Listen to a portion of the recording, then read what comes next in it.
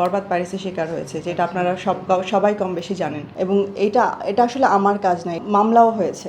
গুলশান থানা থেকে এটা ডিবির কাছে দেওয়া হচ্ছে এবং তারা এটা হ্যান্ডেল করবে এখন। সেটা আমরা বিদেশে দিয়েছি, তাহলে এই কপিটা তো, এই ব্লার করা কপিটা তো বিদেশে ছিল না, বিদেশে প্রত্যেকটা কপি আনব্লার করা ছিল। আমি Shahrin Akter, owner of real নিজে প্রোডাকশন, বরবাদের প্রডিউসার।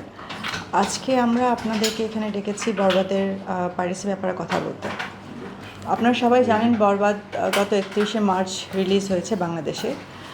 আর সেই সময় 31শে মার্চের পর থেকে আমরা 1 এপ্রিলে আমরা অনেকগুলো ব্যাপার আমাদের চোখে পড়েছে, যেটা ছিল যে সিনেমাটা ভিডিও ক্লিপ নিয়ে, এবং এটা নিয়ে আমরা এর আগে পুলিশ স্টেশনে মামলা আমরা রিপোর্ট করেছি এবং আমরা ডিবির কাছে গিয়েছি, এটা নিয়ে তারা কাজ করছিলেন।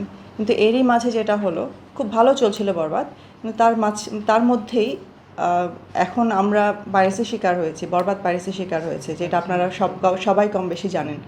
তো এটা নিয়ে আমরা জানতে পারি গত 30শে এপ্রিল রাতে যখন আমরা জানতে পারি, আমরা 1 মেতেই প্রথমেই গিয়ে আমরা একটা রিপোর্ট করেছি এবং এরপর সেটার উপর একটা মামলাও হয়েছে। তো আমরা চেষ্টা করেছি আমাদের সব দিক থেকে যতটুকু সম্ভব সিকিউরিটি মেজার্স নেওয়ার জন্য। আমাদের পাইরেসি টিমও ছিল এখানে, তারাও চেষ্টা করেছে এবং সব কিছুতেই সব দিক থেকে আমরা আমাদের মতো করে চেষ্টা করেছি যেন পাইরেসিটা যেন কোনোভাবেই না হয়। তারপরেও কোনো না কোনো মাধ্যম থেকে পাইরেসিটা হয়েছে, এবং শুধু আমি বলবো না যে নর্মাল পাইরেসি বা হল প্রিন্টে পাইরেসি হয়েছে, এটা এইচডি প্রিন্টে পাইরেসিটা হয়েছে। এবং এই এইচডি প্রিন্টটা শুধুমাত্র আমরা দিয়েছিলাম ডিস্ট্রিবিউটরদের কাছে। ডিস্ট্রিবিউটরদের যদি আমি বলি, যারা সেন্ট্রাল সার্ভার থেকে ডিস্ট্রিবিউশন করে সিঙ্গেল স্ক্রিনে, আমরা দিয়েছি সিনেপ্লেক্স, মাল্টিপ্লেক্স এবং আরও যত সিনেপ্লেক্স আছে বাংলাদেশে তাদেরকে দিয়েছিলাম ডিসিপি ফরম্যাটে।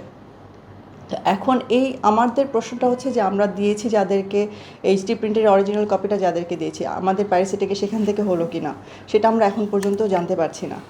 এবং এটা আসলে আমার কাজ নয়, এটার জন্যই আমরা আমাদের পুলিশ স্টেশনে যেতে হয়েছে। আমরা তাদের উপর মানে এই পুরো ব্যাপারটার উপর একটা রিপোর্ট করেছি এবং মামলাও হয়েছে। তো এখন এটা গুলশান থানা থেকে এটা ডিবির কাছে দেওয়া হচ্ছে এবং তারা এটা হ্যান্ডেল করবে এখন থেকে। চলছে তো তদন্তে বের হয়ে আসুক, সেটাই থাকবে আমার মানে মেইন। তদন্তে বের হয়ে আসলে আপনারা নিজেরাই জানতে পারবেন। এখন আমি কার উপরে বলবো, কার উপর আঙুল তুলবো? এখন তো অনেকেই আছেন, কার উপর আঙুল তুলবো আমি? আপনি মনে করছেন দেশে না বিদেশে? অবশ্যই এটা দেশে, কারণ আপনারা যদি কপিটা দেখেন, কারণ বিদেশে আমরা যে কপিটা দিচ্ছি এটার সাথে বিদেশের কপির সাথে অনেক ডিফারেন্স আছে। কারণ আমরা যেই ফুটেজগুলো দিতে পারিনি বাংলাদেশের আইনি কারণে বা আপনার কি বলে এটাকে সেন্সারের কারণে যেটা দিতে পারিনি, সেটা আমরা বিদেশে দিয়েছি। তাহলে এই কপিটা তো, এই ব্লার করা কপিটা তো বিদেশে ছিল না, বিদেশে প্রত্যেকটা কপি আনব্লার করা ছিল। তাহলে এই ব্লার করা কপিটা গেল কোত্থেকে? একমাত্র বাংলাদেশ থেকে। তাহলে যতই আমরা বলি না কেন, আর এতদিন কেন ওয়েট করেছে? যার কাছে এইচডি কপিটা ছিল তার কাছে প্রথম দিন থেকেই ছিল। তারা ওয়েট করেছে এটার জন্যই, এটা বলার জন্য যে বিদেশ থেকে এটা কপি হয়েছে। আসলে এটা বিদেশ থেকে কপি হয়নি। যারা বাংলাদেশে বসে আছেন তারা জানেন না যে বিদেশে কোন কপিটা গিয়েছে, এবং যারা বিদেশ থেকে দেখছেন তারা জানেন না যে বাংলাদেশে আসলে কোন কপিটা আমরা ডিস্ট্রিবিউট করেছি।